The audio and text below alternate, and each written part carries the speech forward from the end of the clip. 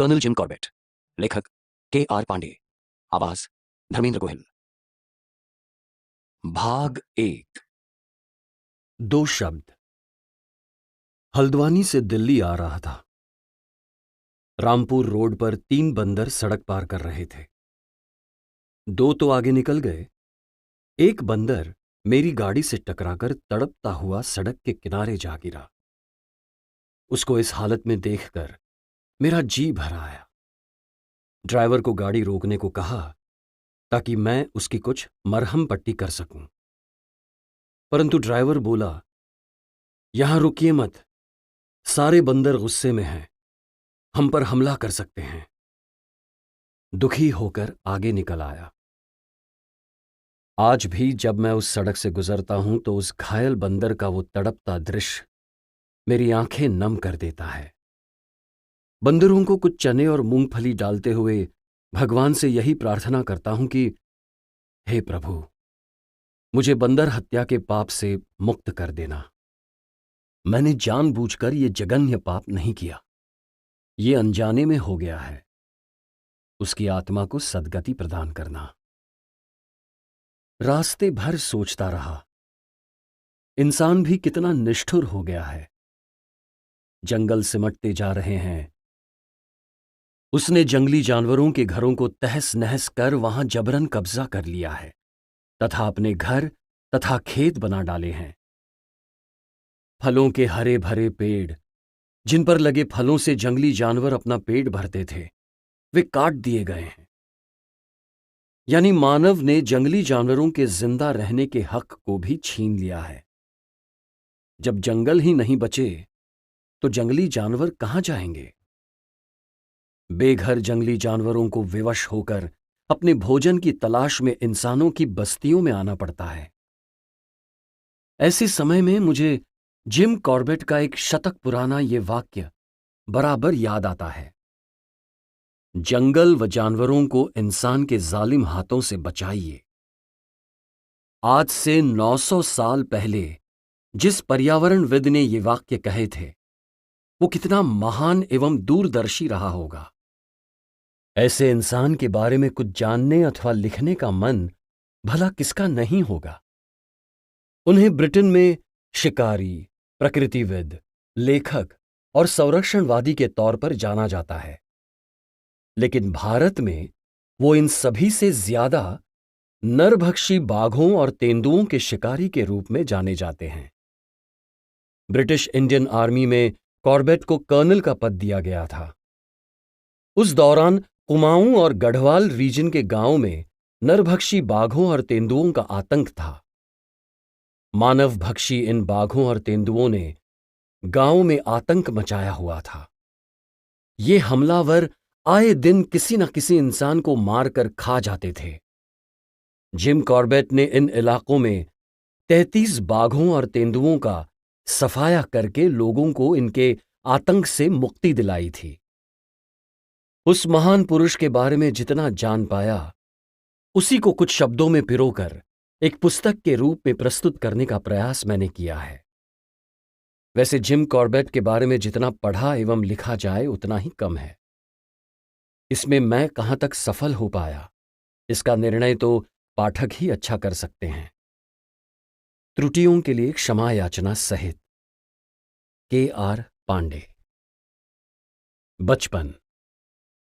महान शिकारी, प्रकृति एवं पर्यावरण प्रेमी, वन रक्षक, कुशल फोटोग्राफर एवं विद्वान लेखक कर्नल एडवर्ड जिम कॉर्बेट का जन्म 25 जुलाई 1875 को नैनीताल में हुआ था। तब संयुक्त प्रांत का एक पहाड़ी जिला और अब उत्तराखंड का एक जनपद है। उनके पिता का नाम क्रिस्टोफर विलियम कॉर्बेट था। उनका जन्म 11 सितंबर 1822 को मेरठ में हुआ था। वो फौज में नौकरी करते थे तथा 21 वर्ष की उम्र में उनको सेना की हॉर्स आर्टिलरी रेजिमेंट में सहायक एपोथिकेरी का पद प्राप्त हुआ। जिम की माता का नाम मैरी जेन कॉर्बेट था। उनका जन्म 12 मार्च 1837 को कलकत्ता, अब कोलकाता में हुआ था। मैरी जेन का प्रथम विवाह 14 वर्ष की उम्र में 21 वर्षीय डायल नामक सेनाधिकारी के साथ फिरोजपुर में हुआ था। हरचंदपुर की लड़ाई में 8 दिसंबर 1858 को डायल का देहांत हो गया। तब मैरी जेन की उम्र 29 वर्ष की थी। डायल को इटावा के कब्रिस्तान में दफनाया गया। मैरी जेन अपने 3 बच्चों, 2 लड़के तथा 1 लड़की को साथ लेकर आगरा से बचते बचाते मसूरी आ गई। उनकी एक लड़की का आगरा में हैजे की बीमारी से पहले ही देहांत हो गया था। मसूरी में ही उनका जिम कॉर्बेट के पिता क्रिस्टोफर विलियम कॉर्बेट से संपर्क हुआ। वो भी विधुर थे। सन 1859 में मैरी जेन ने उनसे दूसरी शादी कर ली। विलियम कॉर्बेट की पहली पत्नी श्रीमती मैरी एनो मोरो का कुछ समय पहले ही देहांत हो गया था। उनका प्रथम विवाह 19 दिसंबर 1845 को मसूरी के पास लंडूर नामक स्थान में हुआ था। पहली पत्नी से उनकी 3 संतानें थीं। मैरी जेन भी 3 बच्चों की मां थी। जिम कॉर्बेट के पिता विलियम कॉर्बेट की बहन एवं बहनोई की एक दुर्घटना में मृत्यु हो जाने के कारण उनके 3 बच्चों के पालन पोषण का जिम्मा भी उन्होंने ही लिया। जिम अपने पिता की 9 संतानों, 6 लड़के एवं 3 लड़कियों में 8वीं संतान थे। इस तरह जिम कॉर्बेट कुल 12 भाई बहन थे। 15 बच्चों के कोलाहल से दिन भर घर में रौनक बनी रहती थी। उनका एक छोटा भाई भी था जिसका नाम आर्किवाल्ड DRC था। वो जिम कॉर्बेट से 4 साल छोटा था। सबसे बड़े भाई का नाम थॉमस वर्थलोम्यू था। वो उनसे 8 साल बड़ा था। उसे टॉम नाम से भी पुकारा जाता था। पिता के देहांत के बाद उसने डाक तार विभाग में नौकरी कर ली थी। टॉम और जिम दोनों आपस में सगे भाई के साथ साथ घनिष्ठ मित्र भी थे।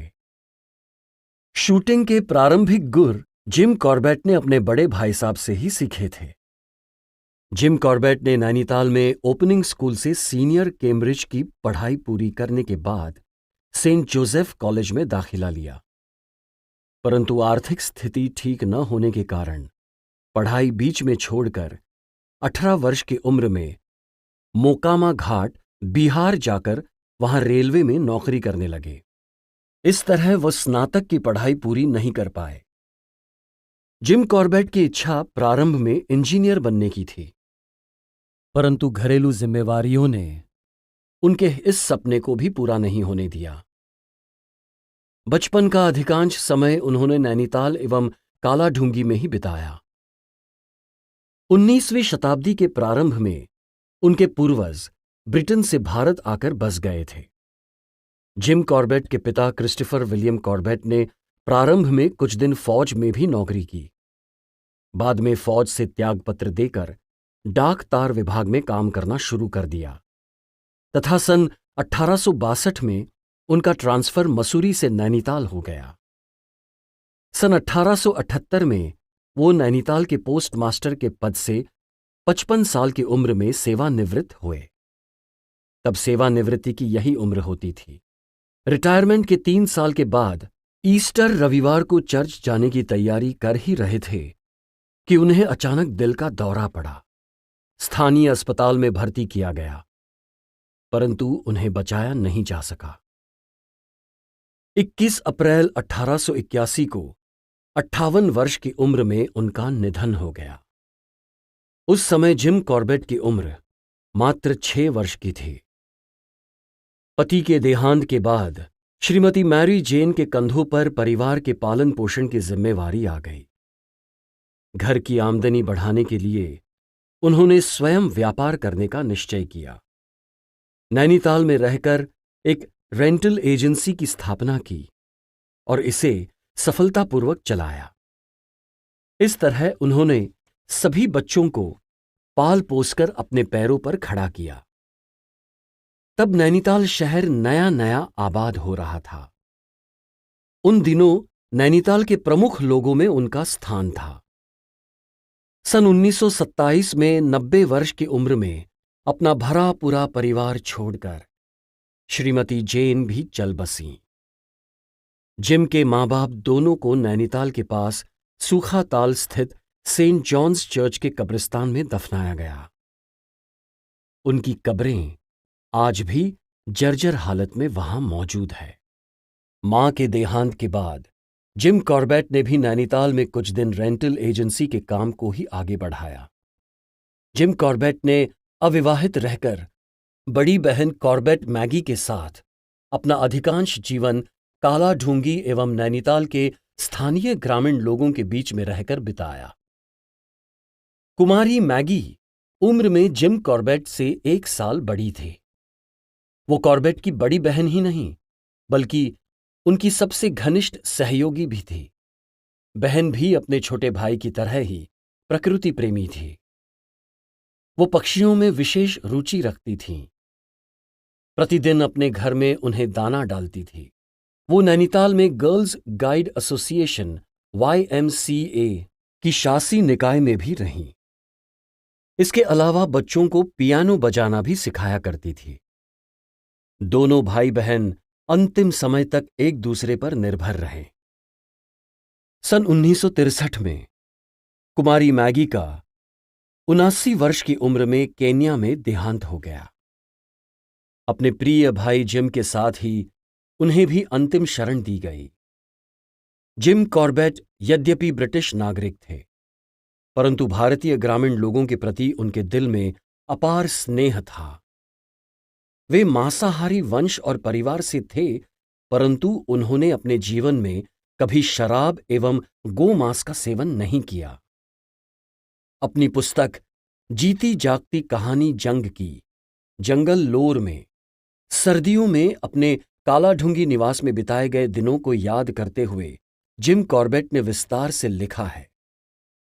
सर्दियों के मौसम में कालाढूंगी आकर रहने वाले 2 बड़े परिवारों में कुल 14 बच्चे थे। इनमें मेरा छोटा भाई शामिल नहीं था, क्योंकि रात को अलाव के सामने बैठने या नदी में नहाने की दृष्टि से वो बहुत ही छोटा था। इसलिए उसकी गिनती इन 14 बच्चों में नहीं होती थी। 14 में से 7 लड़कियां थीं, 9 से 18 बरस तक की, और 7 ही लड़के थे, 8 से 18 तक के, जिनमें मैं सबसे छोटा था। लड़कों में मेरा सबसे छोटा होना मेरी वो मजबूरी थी जिसकी वजह से मुझ पर कई ऐसे काम लाद दिए जाते थे जो मुझे बहुत ही नापसंद थे। उन दिनों के तौर तरीके विक्टोरियन जमाने के थे। मिसाल के तौर पर हमारी जायदाद के किनारे बहने वाली नहर में जब लड़कियां नहाने जाती थी तो ये जरूरी समझा जाता था कि उनके साथ एक मर्द जरूर जाए, लेकिन मर्द की उम्र इतनी कम हो कि जिससे कौमार्य की देवी नाराज न हो। लड़कियां रोज ही नहर में नहाने जाती थी, सिर्फ इतवार को छोड़कर। यह मुझे आज भी समझ में नहीं आता कि लड़कियां इतवार को क्यों नहीं नहाती थी।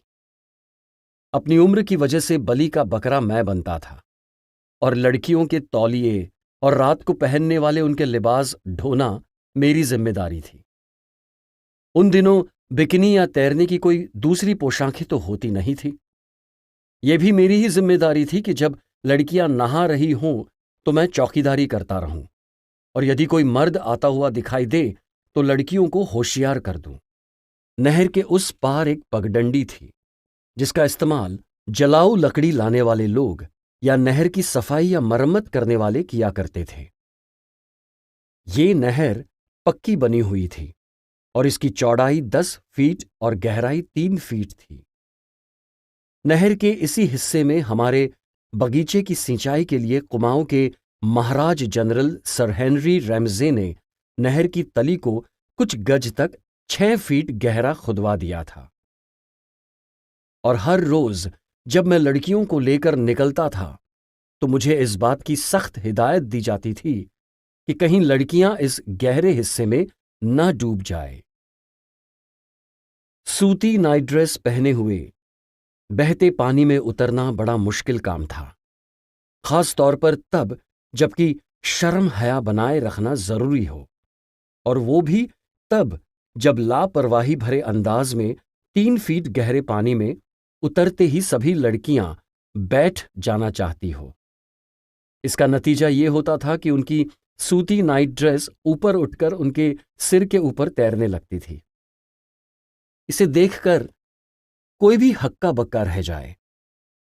ऐसा जब भी होता था, मेरे लिए सख्त हिदायत थी कि मैं मुंह फेर कर दूसरी तरफ देखने लगूं, और ऐसा अक्सर होता था। जब मैं लड़कियों की चौकीदारी कर रहा होता और जब जरूरत पड़ने पर दूसरी तरफ देख रहा होता, तो गुलेलों और बंसियों से लैस बाकी लड़के ऊपरी तरफ नहर के सिरे पर बने एक गहरे पोखर की तरफ जा रहे होते थे। रास्ते भर उनमें आपसी मुकाबलेबाजी चलती रहती थी कि सैमल की सबसे ऊंची टहनी पर लगा फूल कौन एक ही बार में गिरा सकता है, या नहर के किनारे लगे फाइकस को पहला पत्थर कौन मारेगा। फाइकस के पेड़ में निशाना लगाना तभी सही माना जाता था जब पत्थर पेड़ के तने से बह रहे दूध में जाकर चिपक जाए। पेड़ के तने से बहने वाला ये दूध चिड़ियों को फंसाने वाला गोंद बनाने के लिए सबसे बढ़िया चीज माना जाता था। और फिर निशाना लगाने के लिए कलगी वाले जंगल कोतवाल, गोल्डन ओरियल और रोजी पेस्टर्स जैसे परिंदे भी थे, जो सैमल के फूलों का रस पीने के लिए आते थे। आसानी से दिखने वाले स्लेटी रंग और गुलाबी सिर वाले तोते भी लड़कों का निशाना बनते थे।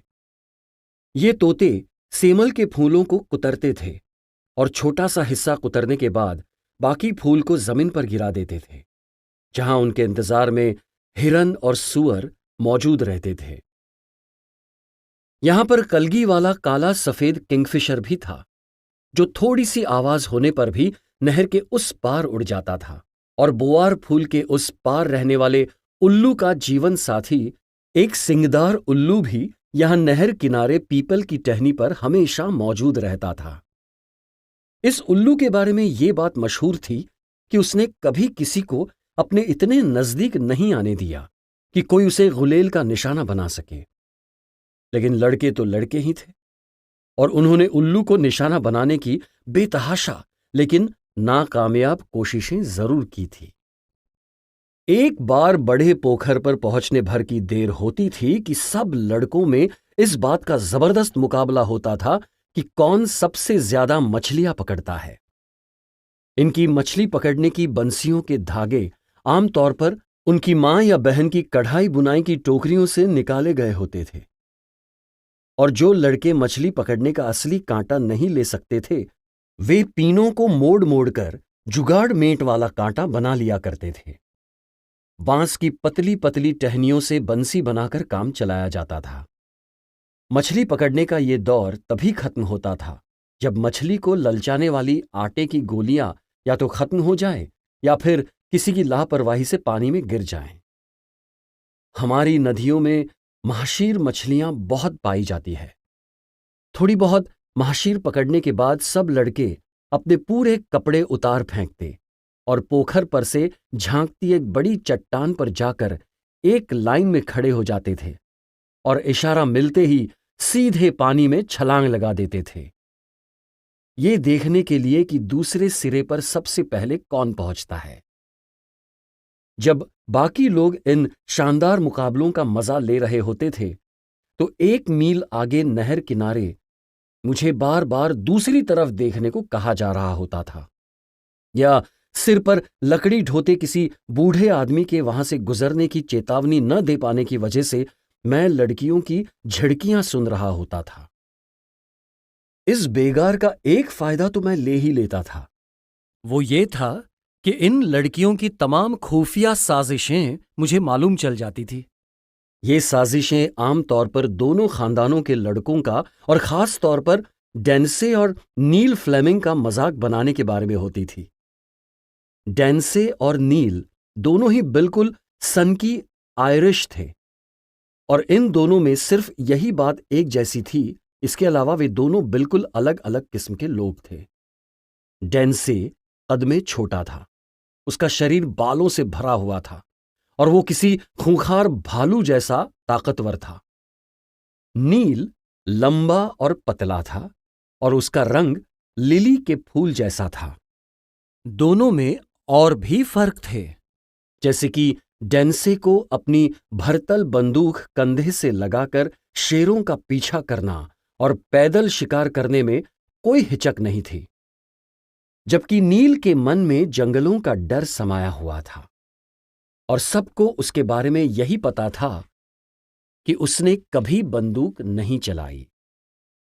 इसके अलावा दोनों में एक बात और समान थी, दोनों के मन में एक दूसरे के लिए नफरत थी, क्योंकि दोनों ही सब की सब लड़कियों के एक तरफा प्यार में गले तक डूबे हुए थे। डेनिसे को घर से निकाल दिया गया था क्योंकि उसने अपने फौजी बाप का हुक्म न मानते हुए फौज में भर्ती होने से साफ इनकार कर दिया था। वो मेरे भाइयों के साथ सरकारी स्कूल में पढ़ा था और फिलहाल जंगलात महकमे की नौकरी से निकाले जाने के बाद ये उम्मीद कर रहा था कि कभी न कभी सियासी महकमे में उसकी नौकरी लग जाएगी।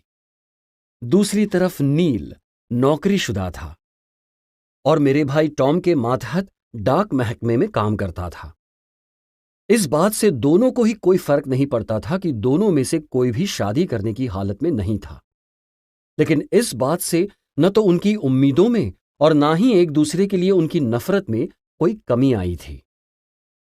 नहर के किनारे लड़कियों की जो बातचीत चोरी से मैंने सुनी थी, उससे मुझे समझ में ये आया कि काला ढूंगी में हम लोगों की पिछली मुलाकात के दौरान लड़कियों को ये महसूस हुआ था कि नील कुछ ज्यादा ही गुरूर में है और बड़ा ऊंचा उड़ रहा है। साथ ही वो ऐसा भी जाहिर कर रहा था कि जैसे उसकी मोहब्बत परवान चढ़ने लगी हो। लड़कियों ने यह भी महसूस किया था कि इसी पिछली मुलाकात के दौरान डेंसे काफी दबा सहमा सा था और बड़ा हिचकिचा रहा था। ये स्थिति लड़कियों को मंजूर नहीं थी, इसलिए उन्होंने ये सोचा कि नील को कुछ नीचे उतारना जरूरी है और डेंसे को कुछ सीढ़ियां ऊपर चढ़ाना। लड़कियों में बातचीत हो रही थी, कहीं डेंसे को इतना ऊपर भी ना चढ़ा दिया जाए कि उसके दिमाग में फितुर भरने लगे। मेरी समझ में नहीं आया कि दिमाग में फितुर भरने का क्या मतलब होता है, और यह सवाल लड़कियों से न पूछने में ही मैंने अपनी बेहतरी समझी। नील को नीचे उतारने और डेंसे को ऊपर चढ़ाने का काम एक ही झटके में हो जाए, इसके लिए जरूरी था कि सीधे साधे नील और ढीले ढाले डेंसे को एक ही मजाक का शिकार बनाया जाए। कई योजनाएं बनाई गई और आखिरकार जिस योजना पर सबने हामी भरी, उसे लागू करने में मेरे भाई टॉम की मदद जरूरी थी। सर्दी के महीनों में नैनीताल के पोस्ट ऑफिस में ज्यादा काम नहीं था और हर एकाध हफ्ते के फेर में टॉम नील को यह रियायत दे देता था कि वो शनिवार की शाम से सोमवार की सुबह तक छुट्टी मना ले। अपनी छोटी सी ये छुट्टी नील काला ढूंगी में रहने वाले 2 परिवारों में से किसी एक के साथ मनाता था और इन दोनों परिवारों में उसकी खुली तबीयत और शानदार आवाज की वजह से उसका बड़ा मान था। बहरहाल योजना के मुताबिक एक चिट्ठी टॉम को भेजी गई, जिसमें उससे कहा गया कि वो किसी न किसी बहाने आने वाले शनिवार की शाम नील को देर तक पोस्ट ऑफिस में रोके रखे और उसे दफ्तर छोड़ने की मंजूरी कुछ इस हिसाब से दे कि 15 मील का सफर पैदल तय करके नील जब काला ढूंगी पहुंचे तब रात घिर रही हो। इसके अलावा टॉम को अपनी बातचीत में यह इशारा भी नील को करना था कि मुमकिन है कि नील के पहुंचने में देरी से लड़कियां फिक्रमंद हो रही होंगी और शायद इसके इंतजार में वे सड़क पर ही टहलती मिल जाए। लड़कियों की बनाई ये योजना बड़ा भारी मजाक थी और इसके मुताबिक डेंसे को भालू की खाल पहन लेनी थी और ये खाल उसे पहनाने के बाद ऊपर से सिल दी जानी थी ताकि रहस्य आसानी से ना खुले। भालू की खाल पहनाकर लड़कियां डेंसे को 2 मील आगे नैनीताल रोड पर ले जाती, जहां एक तीखा मोड़ था। डेंसे यहीं एक चट्टान के पीछे छुपने वाला था और नील के आने पर उसे भालू जैसी आवाज निकालते हुए उस पर झपटना था। ऐसी उम्मीद थी कि भालू देखने के बाद नील आंख मींचकर वहां से भाग लेगा और थोड़े आगे खड़ी लड़कियों की बाहों में जा समाएगा। लड़कियां उसकी कहानी सुनेंगी और उसकी बहादुरी पर ताने कसेंगी और जोर जोर से हंसकर उसका मजाक उड़ाएंगी। जब नील की हंसी उड़ाई जा रही होगी तो 1 मिनट बाद डेंसे भी वहां आकर उसका मजाक उड़ाने में शामिल हो जाएगा। डेंसे ने इस योजना में भागीदारी से थोड़ी आनाकानी की। तब लड़कियों ने बताया कि 2 हफ्ते पहले पिकनिक के दौरान जब उसके सैंडविच में मांस की जगह लाल रंग के कपड़े का जो टुकड़ा निकला था और जिससे डेंसे की बड़ी भद्द उड़ी थी, वो नील के कहने पर ही रखा गया था। ये सुनते ही डेंसे बदला लेने को फौरन तैयार हो गया। सूरज ढलने के साथ ही काला ढूंगी नैनीताल सड़क पर आवाजाही एकदम बंद हो गई और तयशुदा योजना के मुताबिक भालू की खाल पहने हुए डेंसे को लड़कियां उस जगह ले गई जो छुपने के लिए तय की गई थी। यहां तक पहुंचने में डेंसे कभी चौपायों की तरह चला तो कभी इंसानों की तरह। भालू की खाल डेंसे को पहनाकर ऊपर से सिल दी गई थी। शाम को वैसे भी गर्मी थी और डेंसे ने भालू की खाल अपने कपड़ों के ऊपर ही पहन ली थी, इसलिए यहां तक पहुंचते पहुंचते पसीने के मारे उसकी हालत खराब हो गई थी। इस बीच उधर नैनीताल में एक के बाद दूसरा काम निपटाते हुए नील बुरी तरह खींच रहा था, क्योंकि नैनीताल से उसकी रवानगी का वक्त निकल चुका था। आखिरकार उसे जाने की इजाजत मिली। उसके रवाना होने के पहले टॉम ने अपनी शॉटगन में 2 गोलियां भरी और शॉटगन नील के हाथों में थमा दी। टॉम ने नील को हिदायत दी कि बंदूक का इस्तेमाल सिर्फ इमरजेंसी में ही किया जाए। नैनीताल से कालाडूंगी की तरफ आने वाली सड़क लगातार ढलान वाला रास्ता है और पहले 8 मील ये खेतों से होकर गुजरता है और इसके आगे कालाढूंगी एक लगातार घना जंगल है। डेंसे और लड़कियां अपनी पोजीशन लिए हुए बैठे थे और रोशनी कम होती जा रही थी। इतने में ऊंचे सुर में अपना मनपसंद गाना गाते हुए नील की आवाज सुनाई दी। अपनी हिम्मत बनाए रखने के लिए वो लगातार गा रहा था। अब उसकी आवाज और नजदीक से सुनाई दे रही थी। बाद में लड़कियों ने बताया कि उन्होंने नील को इतनी बढ़िया आवाज में गाते कभी नहीं सुना। बहरहाल इतने में वो मोड़ आया जहां डेंसे नील के इंतजार में छुपा बैठा था। लड़कियों की सलाह पर अमल करते हुए डेंसे अपने पिछले पैरों पर उठ खड़ा हुआ और भालू जैसे गुर्राते हुए नील पर लपका। नील ने आव देखा न ताव, बंदूक की दोनों गोलियां तड़ातड़ चला दी। बंदूक से निकला धुएं का बादल नील की आंखों के आगे छा गया। इसके साथ ही नील तेजी से भागा और भागते हुए उसने पहाड़ से भालू के लुढ़कने की आवाज सुनी। ठीक इसी वक्त लड़कियां भी दौड़ती हुई आ पहुंची और उन्हें देखकर नील ने बड़ी शान से अपनी बंदूक लहराई और कहा कि मैंने अभी अभी एक बहुत बड़े भालू को मार गिराया है जो कि बड़े गुस्से में मुझ पर हमला कर रहा था। घबराई हुई लड़कियों ने नील से पूछा कि भालू का क्या हुआ, कहां है भालू? जवाब में नील ने पहाड़ी की तरफ इशारा किया और बड़े फक्र से लड़कियों को अपना शिकार देखने का न्योता दिया। नील ये जोड़ना नहीं भूला कि भालू के पास तक जाने में कोई खतरा इसलिए भी नहीं है क्योंकि भालू पक्के तौर पर मर चुका है। लड़कियों ने नील का न्योता मंजूर नहीं किया और उसे कहा कि वो खुद ही अकेला भालू को देखकर आए। नील को इस बात में जरा भी परेशानी नहीं थी, क्योंकि लड़कियों की आंखों में आंसू देखकर उसे ये लगा था कि भालू से मुठभेड़ में उसके जिंदा बच निकलने की खुशी में लड़कियां ये आंसू बहा रही है। नील पहाड़ी से उतरकर खाई में चला गया।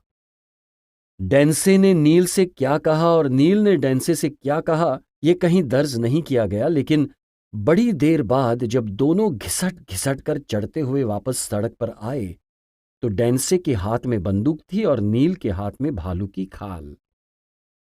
लड़कियां बेसब्री से उनका इंतजार कर रही थी। पहाड़ी की सीधी ढलान पर लुढ़कने के बाद डेंसे को कोई खास चोट नहीं आई थी, क्योंकि उसने भालू की मोटी खाल पहन रखी थी। डेंसे का कहना था कि नील ने उसे ठीक छाती के बीचों बीच गोली मारी थी। इसलिए उसके पांव उखड़ गए थे। और जब नील ने बताया कि बंदूक किस तरह उसके कब्जे में आई थी, तो सब लोगों ने मिलकर योजना विफल होने की जिम्मेदारी मेरे भाई टॉम के मत्थे मढ़ दी। सोमवार को सरकारी छुट्टी थी और इतवार की शाम टॉम जब घर आया तो गुस्से में भरी बैठी लड़कियों ने उस पर सवालों की बौछार कर दी। वे टॉम से जानना चाहती थी कि नील जैसे गैर जिम्मेदार आदमी के हाथों भरी हुई बंदूक टॉम ने क्यों सौंपी, डेंसी की जान के लिए इतना बड़ा खतरा क्यों पैदा किया। सवालों का यह तूफान टॉम के सिर के ऊपर से गुजरता रहा और वो चुपचाप सुनता रहा। जब किस्से का वो हिस्सा बताया जा रहा था कि किस तरह डेंसे की छाती में गोलियां लगीं, किस तरह उसके पांव उखड़े और किस तरह डेंसे की बेवक्त मौत पर लड़कियां एक दूसरे से गले लगकर रोई, तब टॉम ने असलियत खोली। असलियत खुलने पर हंसी के जो फव्वारे छूटे उनमें हर कोई शामिल था सिवाय डेंसे के। टॉम ने बताया कि लड़कियों की चिट्ठी मिलने पर उसे यह शक हो गया था कि लड़कियां कोई बड़ी शरारत कर रही हैं और उसने कारतूसों में से बुलेट निकालकर उसकी जगह आटा भर दिया था। लड़कियों की इस शरारत का नतीजा सिर्फ ये निकला कि नील का खुद में भरोसा बढ़ गया और डेंसे का सिफर हो गया। तब के नैनीताल और आज के नैनीताल में कई असमानताएं हैं। तब ये आज की तरह चकाचौंध एवं घनी आबादी वाला शहर नैनीताल नहीं था। तब पूरे नैनीताल की आबादी मात्र 6000 थी। जिम कॉर्बेट के अनुसार नैनीताल शहर को पहली बार सन 1839 में देखा गया था। कुमाऊं के तत्कालीन कमिश्नर ने सन 1848 में अपना पहला घर बनाकर इस शहर को बसाने का कार्य प्रारंभ किया। नैनीताल वासियों ने प्रथम बार सन 1915 में मीटर कार के दर्शन किए तथा सन 1922 में बिजली के चमकते हुए बल्बों को देखा। आजादी से पहले तथा कुछ दिन बाद भी नैनीताल को संयुक्त प्रांत की गर्मियों की राजधानी के नाम से जाना जाता था।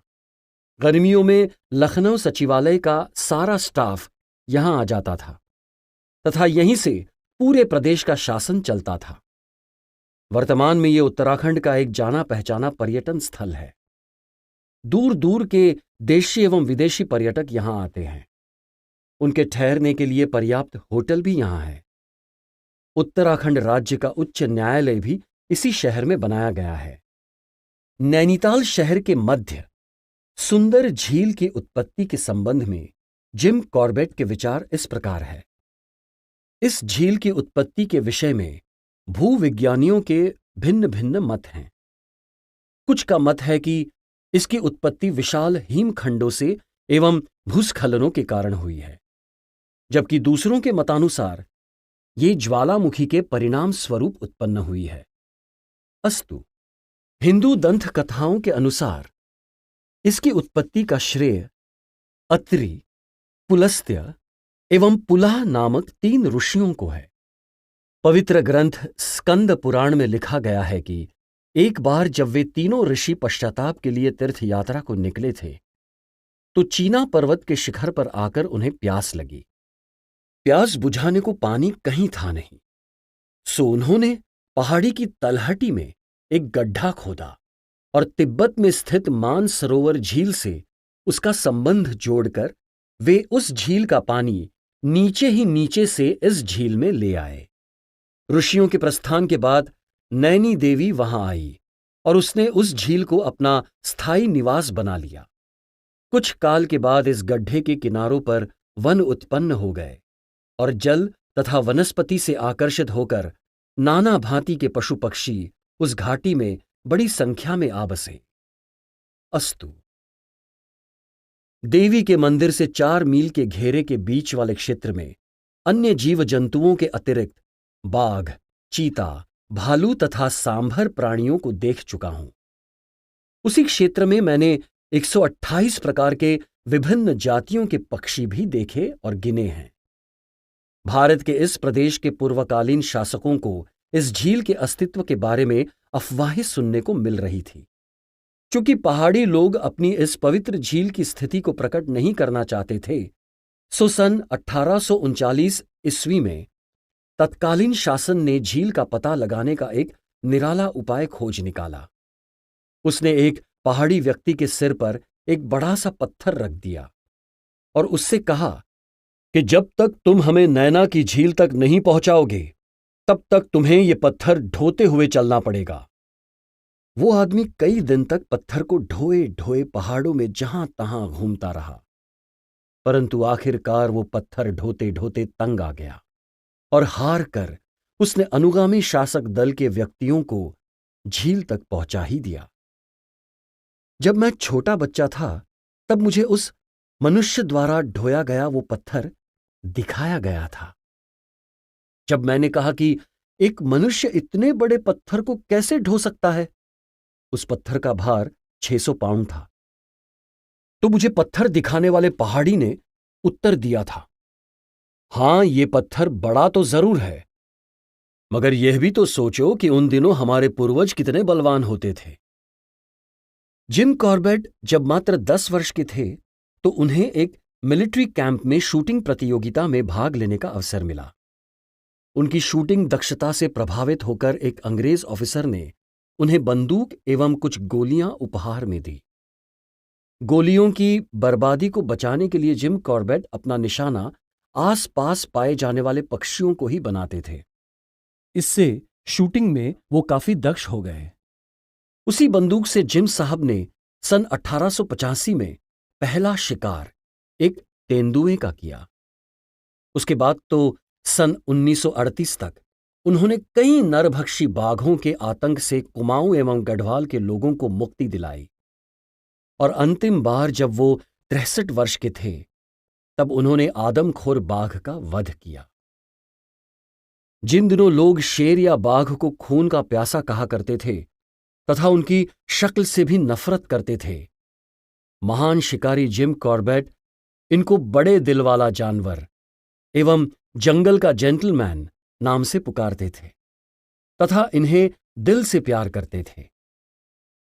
उन्होंने अपने जीवन में 50 बाघों एवं 250 तेंदुओं का संहार किया, पर किसी निर्दोष जानवर पर कभी गोली नहीं चलाई। केवल आदमखोर बाघों को ही अपना निशाना बनाया।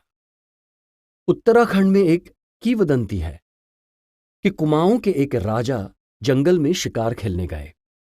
जंगल में उसी के मंत्रियों ने उसकी हत्या कर दी और रानी को संदेश भिजवा दिया कि राजा को बाघ ने खा लिया है।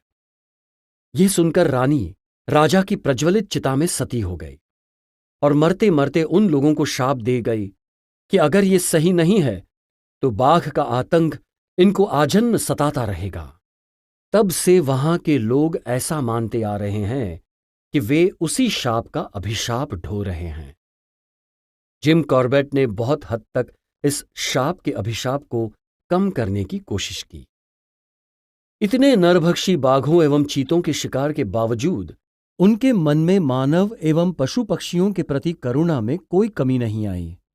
जिम कॉर्बेट केवल शिकारी ही नहीं थे, अपितु भारत के 90% बहादुर, ईमानदार एवं निर्धन लोगों के हितैषी भी थे। वे सदा इन भोले भाले लोगों को सच्चे हृदय से प्यार करते थे एवं उनके सुख दुख में सदा हाथ बटाते थे। किसी बीमार को दवाई देना, उसके घाव की मरहम पट्टी करना, गरीबों की पैसों से मदद करना आदि उनकी दिनचर्या थी। इसी ममतामयी सहानुभूति के कारण वे उस इलाके में अंग्रेज साधु के नाम से प्रसिद्ध थे। इस अंग्रेज महामानव ने अपने मित्रों एवं भारत के निर्धनों को विनम्र भाव से अपनी पुस्तक मेरा भारत, माय इंडिया समर्पित करते हुए लिखा है कि मेरे भारत में, उस भारत में जिसे मैं जानता समझता रहा हूं, 40 करोड़ लोग बसते हैं। इनमें से 90% लोग सीधे सादे, ईमानदार, बहादुर, स्वामी भक्त और परिश्रमी जीव हैं। इन लोगों की भगवान के प्रति या फिर जो शासक हो उसके प्रति प्रतिदिन की प्रार्थना इतनी ही होती है कि उन्हें जीवन की सुरक्षा प्राप्त हो और अपने श्रम के सुफल का उपभोग करने के लिए उन्हें संपत्ति प्राप्त हो। यही लोग हैं जो निस्संदेह निर्धन कंगाल है। इन्हीं कंगालों के मध्य मैं रहा हूं और मैंने इनसे सच्चे हृदय से प्रेम किया है। ये पुस्तक भी मैं अपने इन्हीं मित्रों को जी हां, भारत के निर्धनों को ही विनम्र भाव से समर्पित करता हूं। जिम कॉर्बेट ने अपने जीवन के 70 साल इन्हीं भोले भाले एवं गरीब लोगों के साथ बिताए। रुद्रप्रयाग का आदमखोर बाघ, man eating leopard of Rudraprayag, पुस्तक के अंत में उपसंहार शीर्षक से जिम कॉर्बेट लिखते हैं, सन 1942 में मैं मेरठ में द्वितीय विश्व युद्ध से संबंधित कार्य कर रहा था और कर्नल फ्लॉय ने मुझे व मेरी बहन को युद्ध में घायल सैनिकों के मनोरंजन में सहयोग के लिए एक गार्डन पार्टी में आमंत्रित किया था। जब हम पार्टी में पहुंचे, वहां भारत के हर क्षेत्र से आए करीब 50-60 सैनिक टेनिस कोर्ट के चारों ओर बैठे थे। वे जायकेदार चाय लगभग पी चुके थे और सिगरेट का दौर चलने वाला था। कोर्ट की दूसरी तरफ जाने के लिए मेरी बहन और मैं एक गोल चक्कर काटते हुए आगे बढ़े। ये सैनिक मध्य पूर्व की लड़ाई से आए थे और कुछ दिन के विश्राम के बाद कुछ को छुट्टी पर और कुछ को डिस्चार्ज, सेवानिवृत्ति पर घर भेजा जाना था। ग्रामोफोन पर श्रीमती फ्लॉय द्वारा उपलब्ध कराए गए भारतीय रिकॉर्ड बज रहे थे तथा मेरी बहन और मुझसे पार्टी के अंत तक रुके रहने का आग्रह किया गया था।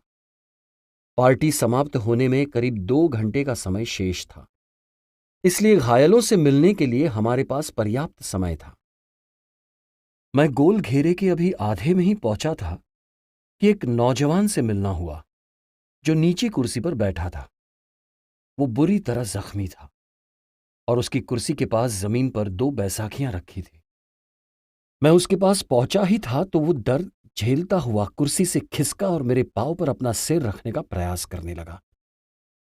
वो बहुत ही दुबला था क्योंकि वो कई महीने अस्पताल में गुजार चुका था। जब मैंने उसे थामा और कुर्सी पर बैठा दिया तो उसने कहा, मैं आपकी बहन जी से बात कर रहा था और जब मैंने उन्हें बताया कि मैं गढ़वाली हूं तो उन्होंने पूछा कि मैं कौन हूं और गढ़वाल के किस क्षेत्र का हूं। जब आपने आदमखोर को मारा तब मैं छोटा था। हमारा गांव रुद्रप्रयाग से दूर है, इसलिए मैं वहां नहीं आ सका। मेरे पिता भी इतने बलवान नहीं थे कि मुझे उठाकर ला पाते, इसलिए मैं घर पर ही रहा। जब मेरे पिता घर लौटे तो उन्होंने बताया कि उन्होंने आदमखोर को देखा और उन साहब को भी देखा जिन्होंने आदमखोर को मारा।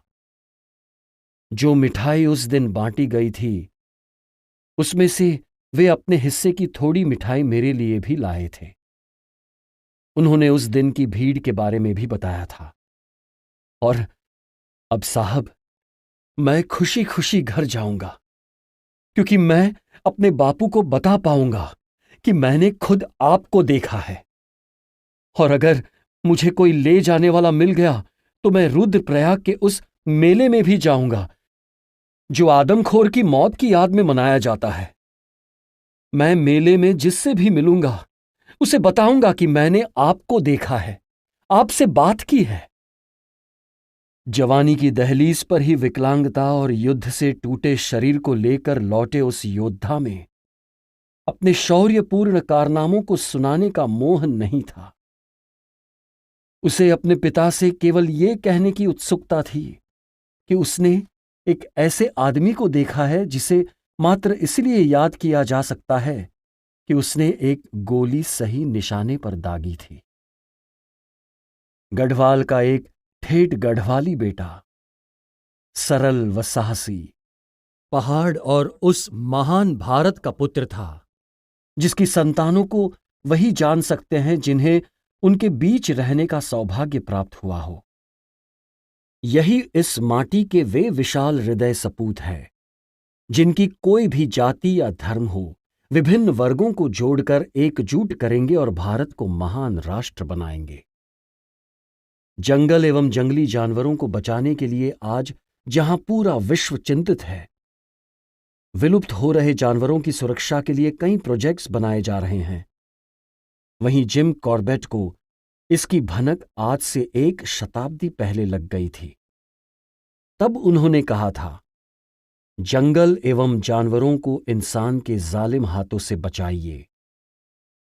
अगर उस समय उनकी इस राय को मान लिया होता तो आज उनके लुप्त हो रहे वंश को बचाने के लिए हमें इतनी कवायद नहीं करनी पड़ती। कटते हुए जंगलों को देखकर वो दुखी हो जाते थे। जीती जागती कहानी जंगल की में उन्होंने इस पर विस्तार से लिखा है। अब आबादी के दबाव में जंगल गायब हो गए हैं और वे बड़े बड़े इलाके जहां मेरे वक्त में जानवर बेखौफ घूमा करते थे, वहां अब खेती होने लगी है। जब से जंगलों का घनापन कम करने का काम शुरू हुआ है, तब से इससे जुड़ी सारी बुराइयां हमारे जंगलों में आ गई है। हमारे जंगली जानवरों के लिए इससे ज्यादा बुरी बात कोई हो ही नहीं सकती थी। जंगलों का घनापन कम करने का नतीजा ये हुआ है कि जिन पेड़ों पर फल और फूल लगते थे और जिनसे कई पंछियों और जानवरों को खाना मिलता था, वे पेड़ पूरे के पूरे खत्म हो गए। जंगलों की ये बर्बादी मेरी निगाह में कतई गैर जरूरी थी। इस गैर जरूरी कटाई का एक नतीजा ये भी निकला कि लाखों लाख बंदरों को जंगल छोड़कर खेतों की तरफ आना पड़ा। अब सरकार की परेशानी यह है कि बंदरों के उत्पात से मुक्ति पाने का कोई तरीका उसके पास नहीं है, क्योंकि हिंदुस्तान के लोग बंदरों के लिए बड़ी धार्मिक श्रद्धा रखते हैं। एक दिन आएगा जब इस मुश्किल का इलाज ढूंढना ही पड़ेगा, और जिन लोगों को ये काम करना पड़ेगा उनके लिए भी ये खासा मुश्किल काम होगा, क्योंकि अकेले संयुक्त प्रांत में ही कम से कम 1 करोड़ बंदर खेतों और बगीचों में होने वाले फलों पर अपना गुजारा कर रहे हैं। आगे जंगलों में बिताए गए अपने अनुभवों को एवं प्रकृति के संतुलन को बनाए रखने के लिए बाघ या तेंदुए द्वारा जंगली जानवरों के शिकार को उचित ठहराते हुए जिम कॉर्बेट इसी पुस्तक में विस्तार से लिखते हैं। जंगल में कुछ परिंदों और जानवरों का जिम्मा प्रकृति का संतुलन बनाए रखने का होता है, और अपनी ये जिम्मेदारी पूरी करने और इसके साथ साथ अपना पेट भरने के लिए उनके लिए जरूरी है कि वे शिकार करें। शिकार का ये काम जब भी मुमकिन होता है पूरी तैयारी और पूरी उस्तादी से किया जाता है। शिकार करने वाले जानवर के लिए अपना काम तेजी से निपटाना इसीलिए जरूरी है कि उसके दुश्मनों का ध्यान उसकी तरफ न जाए। और मुझे ये मान लेने में भी कोई बुराई नहीं दिखती कि मारने में इतनी तेजी दिखाने का इंतजाम कुदरत ने इसीलिए किया है कि मरने वाले जानवर या परिंदे को कम से कम तकलीफ हो। जंगल में हर जानवर का शिकार करने का अपना तरीका होता है, और हर मामले में जो अलग तरीका अपनाया होता है उसमें इस बात का ध्यान रखा जाता है कि मारने वाले जानवर और मरने वाले में आकार का कितना फर्क है। मिसाल के तौर पर हमारे जंगलों में रहने वाला बाज ज्यादातर अपना शिकार जमीन पर करता है, लेकिन कभी कभी किसी छोटे परिंदे को वो हवा में ही पकड़कर मार लेता है और उड़ते उड़ते ही खा भी लेता है। एक और मिसाल यह है कि शेर कभी अपने शिकार को काबू में करने के लिए उस पर सवार हो जाता है और कभी सिर्फ एक थप्पड़ में ही उसे निपटा देता है। जंगल में रहने वाले जानवर अपने कुदरती माहौल में कभी भी गैर जरूरी शिकार नहीं करते। बहरहाल, मजे के लिए या खिलाड़ी के तौर पर शिकार करने के मामले कभी कभी देखने को मिलते हैं, और कुछ जानवर, खास तौर पर पाइन मार्टिन, सीवट बिल्ली, नेवला वगैरह असामान्य परिस्थितियों से अपनी जरूरत से ज्यादा शिकार कर लेते हैं। जंगल में खेल शब्द का मतलब बड़ा लंबा चौड़ा होता है और उसके कई मतलब निकाले जा सकते हैं। आगे चलकर मैं 2 किस्से बयान करने जा रहा हूं, हो सके तो इनका मतलब आप खूब खुले मन से निकाले। जब पर्सी विंडहैम साहब कुमाऊं के कमिश्नर थे तो संयुक्त प्रांत के गवर्नर सर हरकॉट बटलर ने उन्हें एक अजगर लाने के लिए कहा। अजगर की जरूरत लखनऊ में तभी तभी खुले चिड़ियाघर के लिए थी। जब विंडहैम साहब को गवर्नर की गुजारिश की खबर मिली, तब वे अपना सर्दियों वाला दौरा कर रहे थे। काला ढूंगी पहुंचने पर विंडहैम साहब ने मुझसे पूछा कि क्या तुम्हें ऐसे किसी अजगर के बारे में मालूम है जो एक कमिश्नर, एक गवर्नर को पेश कर सके? अजगर ऐसा होना चाहिए जिससे हमारे बंगले की भी शान बढ़े। कमाल की बात यह थी कि मुझे सचमुच ऐसे शानदार अजगर की जानकारी थी, अगले दिन विनहैम साहब, उनके 2 शिकारी और मैं हाथी पर सवार होकर उस अजगर को देखने निकल पड़े। मैं इस अजगर को कई बरसों से जानता था, इसलिए हाथी को रास्ता बताने में मुझे कोई मुश्किल नहीं हुई।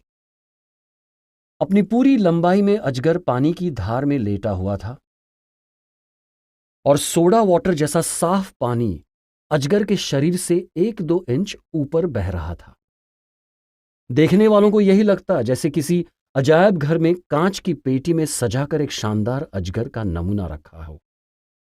अजगर को देखते ही विनहैम साहब बोले, हां, यह बिल्कुल वैसा ही अजगर है जैसा वो चाहते हैं। उन्होंने महावत से रस्सी मांगी। महावत ने हौदा बांधने के लिए इस्तेमाल की गई रस्सी के एक सिरे पर फंदा बनाया और दोनों शिकारियों को हाथी से उतरने को कहा। फंदा उनके हाथ में थमाते हुए विनहैम ने उन्हें अजगर पकड़ लाने को कहा। दोनों शिकारियों के चेहरे पर डर भरी हैरत पैदा हुई और उन्होंने कहा, हमारे लिए यह काम बिल्कुल नामुमकिन है। विनहैम साहब ने कहा, डरो मत।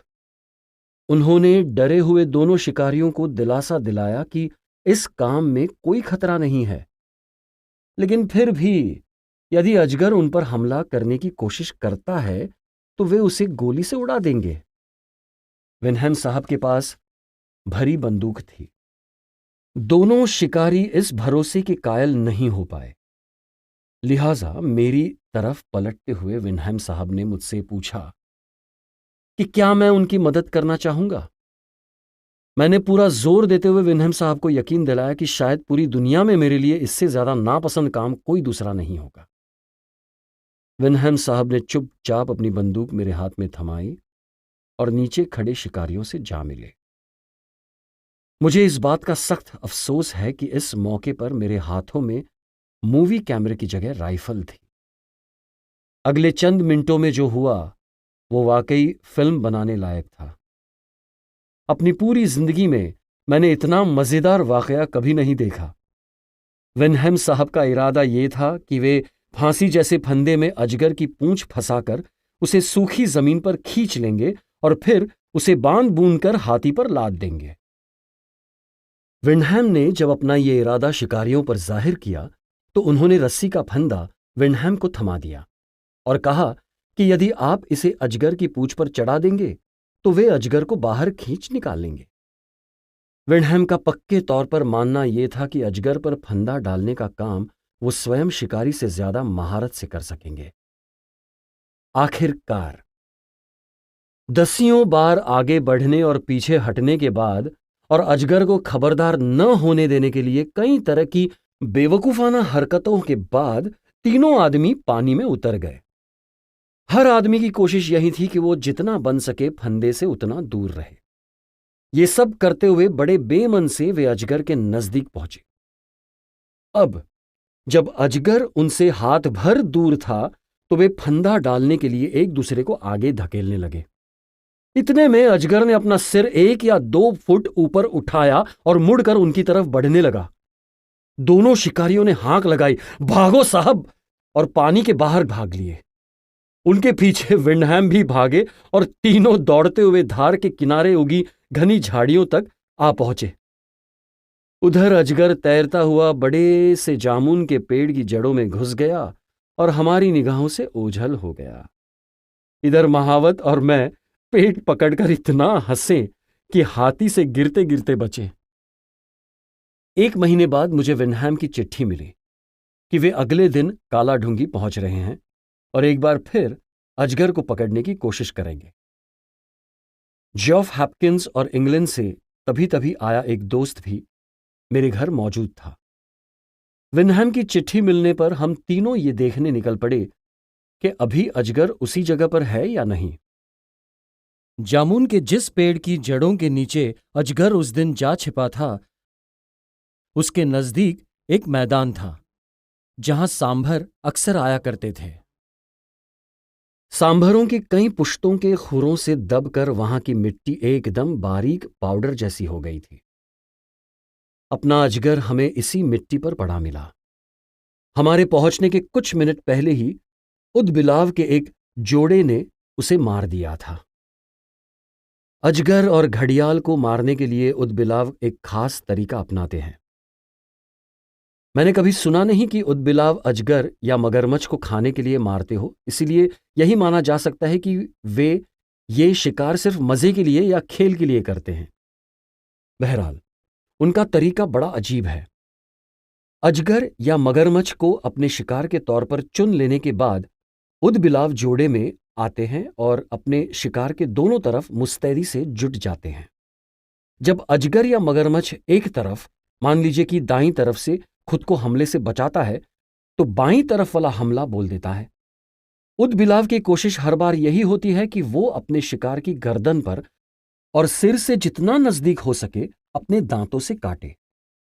उदबिलाव बहुत ज्यादा फुर्तीले होते हैं। जब दाईं तरफ वाला अपने शिकार को छकाता है, तो बाईं तरफ वाला फुर्ती से कूदकर अपने दांत गड़ा देता है। इस तरह बारी बारी से और हर बार थोड़ा थोड़ा काटते हुए उदबिलाव अपने शिकार की पूरी गर्दन इतनी गहरी काट डालते हैं कि नीचे की हड्डी दिखाई देने लगती है। हालांकि तब भी मरने में अजगर और मगरमच्छ को कुछ समय लगता है, क्योंकि दोनों ही बड़े सख्त जान होते हैं और जिंदगी भर उनकी पकड़ बहुत मजबूत होती है। अभी जिस अजगर का वाकया मैंने बयां किया, उसकी लंबाई 17.5 फीट और मोटाई 26 इंच थी। इस अजगर को मारने के दौरान उदबिलावों को भी अपनी जान का जोखिम जरूर रहा होगा। उदबिलाव बड़े कलेजे वाले जानवर होते हैं। बहुत मुमकिन है कि इंसानों की तरह उन्हें भी लगता हो कि जिस खेल में जितना ज्यादा जोखिम है, उसमें उतना ही ज्यादा मजा है। दूसरा वाकया एक बड़े हाथी की शेरों के जोड़े से लड़ाई का है। यदि आपको मेरी खेल के तौर पर शिकार की थ्योरी से इत्तेफाक नहीं है, तो जंगल के मालिक और जंगल के राजा रानी के बीच हुई खूनी मुठभेड़ की कोई और वजह मैं आपको नहीं बता सकता। हिंदुस्तानी अखबारों में इस मुठभेड़ के ढेरों चर्चे होते रहे और कई जाने माने शिकारियों ने स्टेट्समैन और पायोनियर अखबारों के संपादकों को भी पत्र लिखे। इस मुठभेड़ के बारे में जो थ्योरियां पेश की गई, वे थी पुरानी अदावत, शेर के बच्चे को मारने का बदला। इन लेखों और चिट्ठियों के लेखकों में से कोई भी मुठभेड़ का चश्मदीद गवाह नहीं था। ऐसे ही किसी और मामले के हवाले से जो नतीजे निकाले गए, उनका भी कोई मतलब नहीं था, क्योंकि उस मामले का भी कोई अता पता नहीं था। इस तरह ये सारी थियरियां धरी की धरी रह गई और इनसे कुछ साबित नहीं हो पाया। हाथी की मौत से खत्म हुई हाथी और शेरों की इस लड़ाई के बारे में मैंने पहल तब सुना जब तराई और भाबर के सुपरिटेंडेंट ने मुझसे हाथी की लाश जलवाने की दरख्वास्त की और पूछा कि इस काम के लिए क्या मैं 200 गैलन पैराफिन अपने साथ ले जाना चाहूंगा। सुपरिटेंडेंट के दफ्तर में बातचीत चली तो मुझे पता चला कि टनकपुर में शेरों ने एक हाथी को मार दिया है और लाश चूंकि पथरीले मैदान में पड़ी है, इसलिए उसे दफनाया नहीं जा सकता। इसलिए उसे जलाने पर होने वाले खर्च का सवाल पैदा हो गया था। यह जानकारी मेरे लिए बेहद दिलचस्प थी, लेकिन बदकिस्मती से मामला 10 दिन पुराना था और इस बीच सारे सबूत जल चुके थे और जमीन पर पड़े निशान भारी बरसात में धुल गए थे। टनकपुर के नायब तहसीलदार ने यह वाकया अपनी आंखों से तो नहीं देखा था, लेकिन उसने काफी कुछ सुन रखा था। ये नायक तहसीलदार मेरा दोस्त था और मैं उसका एहसानमंद हूं कि उसने मुझे जो बातें बताई, उन्हीं की बदौलत ये वाकया मैं आपको बताने जा रहा हूं। टनकपुर अवध तिरहुत रेलवे की एक ब्रांच लाइन का अंतिम स्टेशन है और व्यापार धंधे की निगाह से भी ये काफी बड़ी जगह थी। जहां शारदा नदी निचली नदियों से निकलती है, बस वहीं टनकपुर भी बसा हुआ है। 30 साल पहले शारदा नदी टनकपुर के एकदम बाजू से बहती थी, लेकिन जैसा कि ज्यादातर बड़ी नदियों के साथ होता है, शारदा भी अपने नए रास्ते बनाती रहती है। जिन दिनों की बात मैं बता रहा हूं, उन दिनों शारदा टनकपुर से 2 मील दूर बहती थी। उसके करीब 100 फीट ऊंचे बड़े किनारे और नदी के बीच में पानी के छोटे छोटे दर्जनों रास्ते बन गए थे और इन रास्तों के बीच बने टापुओं पर हल्के से लेकर घने जंगल थे जिनमें पेड़, झाड़ियां और घास थी। एक दिन टनकपुर में रहने वाले दो मछुआरे नदी में जाल डालकर मछली पकड़ने गए। उन्हें लौटने में उम्मीद से ज्यादा देर हो गई थी, और जब उन्होंने 2 मील दूर अपने घर की तरफ पैदल चलना शुरू किया तब सूरज डूब रहा था। घास का एक बड़ा हिस्सा पार करके वे अभी बाहर निकले ही थे कि उन्हें दूसरी तरफ 2 शेर खड़े दिखाई दिए। पानी का रास्ता यहां करीब 40 गज चौड़ा था और पानी की धारा बहुत पतली थी। चूंकि शेर उनके रास्ते में ही खड़े थे, इसलिए दोनों मछुआरे तुरंत दुबक लिए। इन दोनों ने पहले भी कई बार शेर देखे थे, इसलिए कोई खास घबराहट नहीं हुई थी। यहां यह बताना जरूरी है कि यदि आप जल्दी घबराने वाले इंसान हैं तो जंगल के माहौल में आपको कई ऐसी चीजें दिखने या सुनाई देने लगेंगी जो वहां है ही नहीं। सूरज अभी डूबा ही था, इसलिए थोड़ी रोशनी मौजूद थी। चांद पूरा निकला हुआ था और उसकी रोशनी में खुले मैदान में खड़े शेर एकदम साफ दिखाई दे रहे थे। तभी घास में अचानक हलचल हुई और मछुआरों की दिशा से बड़े दांतों वाला हाथी बाहर आया। यह हाथी टनकपुर के जंगलों में बड़ा मशहूर था और अपनी हरकतों की वजह से जंगल महकमे में उसने खासा बुरा नाम कमा रखा था। उसकी आदत थी कि वो फॉरेस्ट बंगलों के खंभे उखाड़ फेंकता था, जिससे बंगलों की छतें नीचे आ टपकती थी।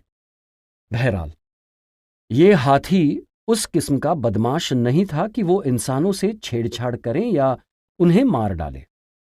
जब हाथी पूरी तरह बाहर आ गया तो उसकी निगाह दूसरी तरफ खड़े शेरों पर पड़ी। हाथी ने अपनी सूंड ऊपर उठाई और जोर की चिंगाड़ भरकर शेरों की तरफ चल पड़ा।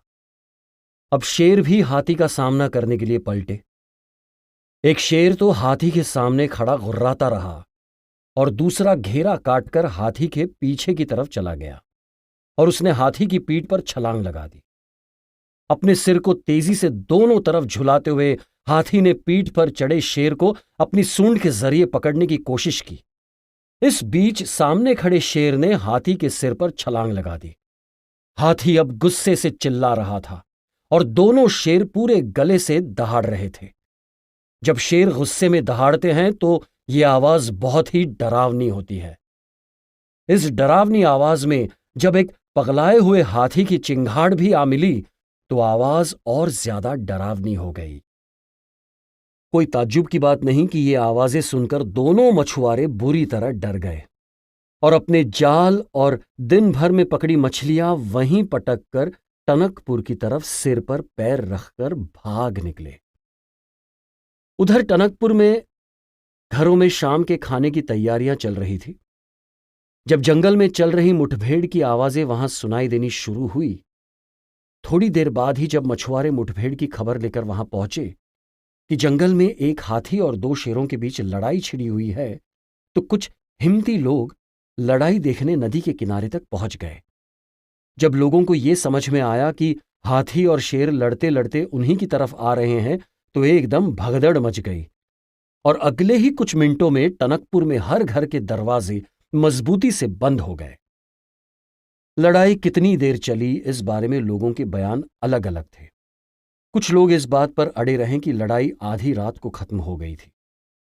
मिस्टर मैटिसन एक रिटायर्ड बुजुर्ग थे जो नदी के किनारे अपने बंगले में रहते थे। लड़ाई जहां चल रही थी वहां से उनका बंगला बहुत नजदीक था। मिस्टर मैटिसन का कहना था कि लड़ाई कई घंटे चली और इतनी ज्यादा डरावनी और रोंगटे खड़े करने वाली आवाजें उन्होंने जिंदगी में पहले कभी नहीं सुनी थी। रात को गोलियां चलने की आवाज भी सुनाई दी थी, लेकिन यह बात साफ नहीं हो पाई कि ये गोलियां पुलिस ने चलाई थी या मिस्टर मैटिसन ने। बहरहाल, जो भी हो, इन गोलियों का वो असर नहीं हुआ जो सोचा गया था। ना तो लड़ाई बंद हुई और ना ही जानवर वहां से दूर गए। अगली सुबह टनकपुर के लोग दोबारा उस ऊंचे से मैदान पर जा पहुंचे और बड़े बड़े पत्थरों से भरे 100 फीट चौड़े किनारे पर उन्हें मरा हुआ हाथी दिखाई दिया। नायब तहसीलदार ने जैसी चोटें बयान की, उनसे समझ में आता है कि साफ तौर पर हाथी की मौत ज्यादा खून बहने की वजह से हुई थी। शेरों ने हाथी का कोई भी हिस्सा नहीं खाया था। मरे या घायल शेर भी न तो वहां तब पाए गए और ना ही बाद में टनकपुर के आसपास कहीं और पाए गए। मैं आपको पहले ही बता दूं कि मुझे नहीं लगता कि शेरों का इरादा हाथी को जान से मारने का था। किसी पुरानी अदावत का बदला लेने वाली थियरी, अपने बच्चे के मारे जाने से उपजा गुस्सा, पेट भरने के लिए हाथी को मारना जैसी बातें बहुत मायने नहीं रखती और समझ में भी नहीं आती। बहरहाल सच्चाई यह है कि एक बड़ा हाथी जिसके दांतों का वजन ही 90 पाउंड था, टनकपुर के नजदीक 2 शेरों के हाथों मारा गया था। और मेरा मानना यह है कि जिस बात की शुरुआत सिर्फ एक शरारत भरी खिलवाड़ से हुई, वो आगे चलकर इस खूनी जंग में बदल गई। शेरों के जोड़े में एक नर था और दूसरी मादा।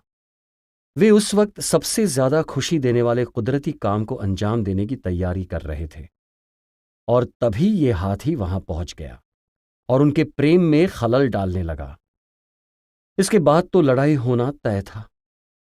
मेरा मानना है कि जब दूसरा शेर हाथी के सिर पर लपका तो उसने एक ही झपटे में हाथी की आंखें निकाल ली थी, और उसके बाद अंधा हुआ हाथी लगातार इधर उधर भाग रहा था। ऐसे ही भागते भागते वो नदी के किनारे आ पहुंचा था, जहां बाद में उसकी लाश पाई गई। यहां जमीन बड़े बड़े गोल पत्थरों से भरी हुई थी, जिसकी वजह से हाथी को जमीन पर सही पकड़ नहीं मिल पा रही थी। यहां आकर हाथी एकदम बेबस हो गया था और वो पूरी तरह शेरों की दया का मोहताज हो गया था। लेकिन शेरों ने उससे जो जख्म खाए थे, उनकी वजह से उन्होंने लाचार हाथी पर कोई दया नहीं दिखाई। सभी मांसाहारी जानवर अपने शिकार को दांतों से मारते हैं। वे मांसाहारी जानवर जो अपने शिकार के पीछे दबे पांव जाते हैं, वे अपने शिकार को पकड़ने और उसे अपनी गिरफ्त में लिए रहने के लिए पंजों का इस्तेमाल करते हैं। और कई बार अपने शिकार की जान लेने के पहले उसे नाकाम बनाने के लिए वे अपने पंजों का इस्तेमाल करते हैं।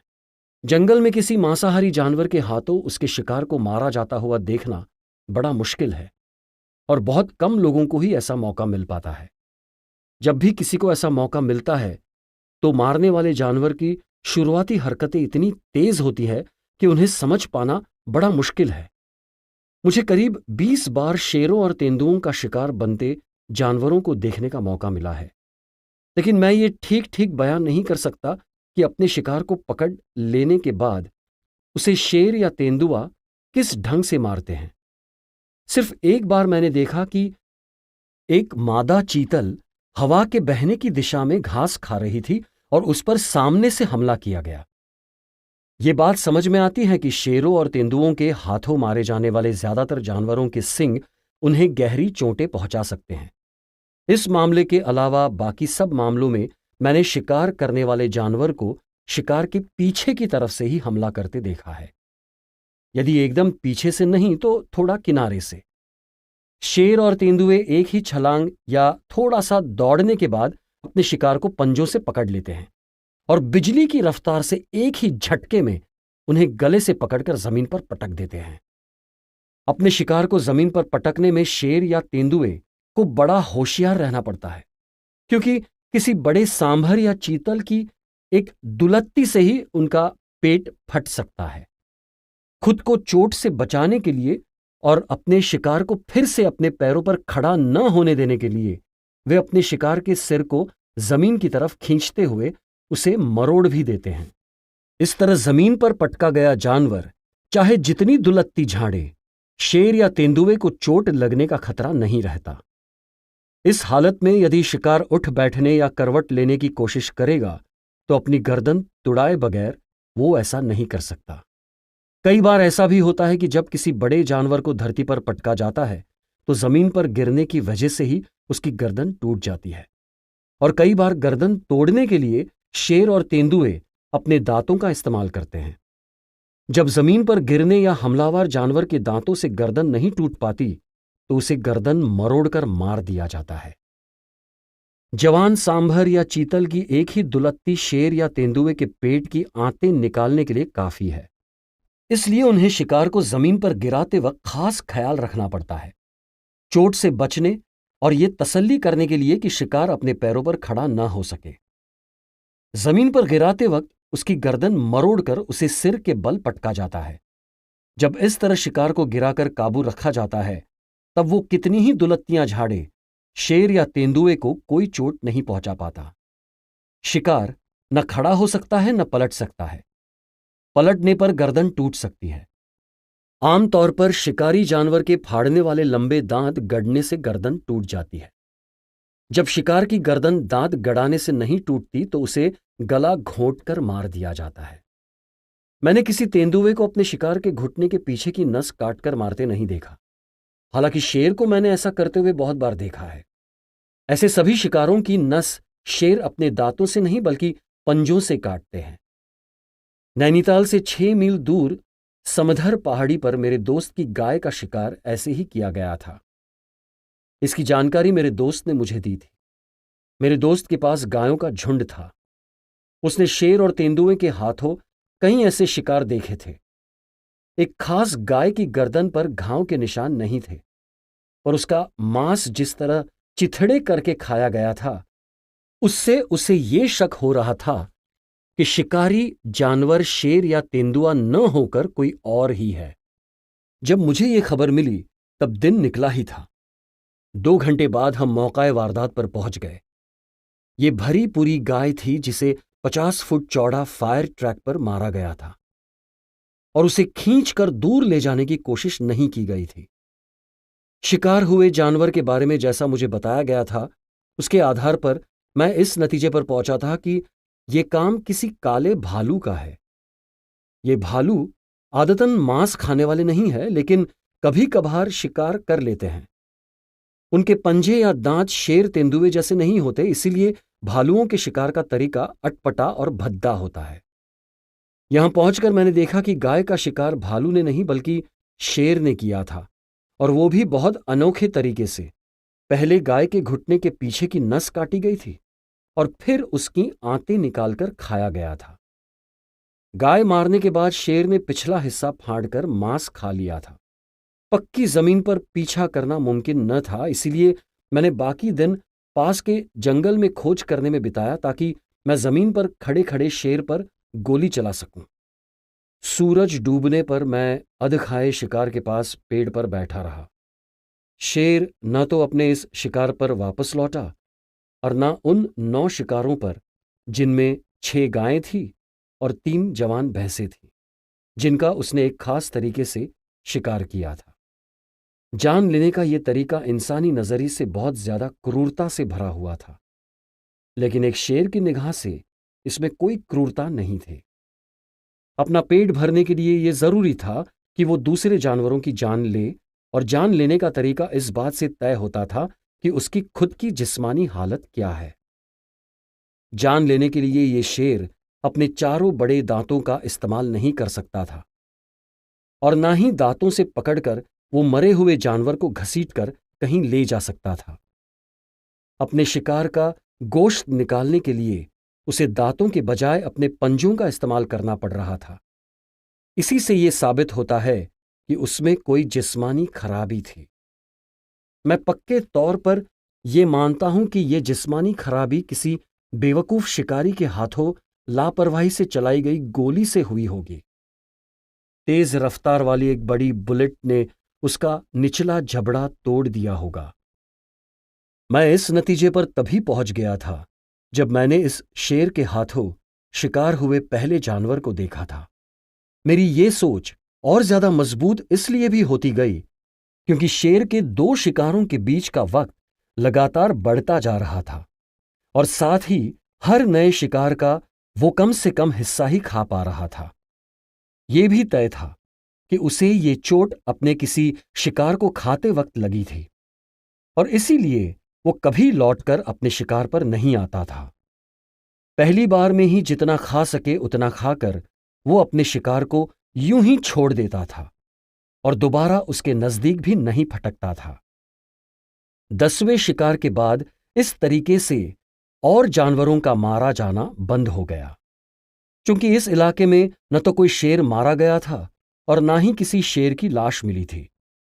इसीलिए मेरा मन ये कहता है कि ये शेर बुरे हाल में घिसटता हुआ किसी गुफा में जा बैठा होगा और वहीं अपनी चोटों की वजह से उसकी मौत हो गई होगी।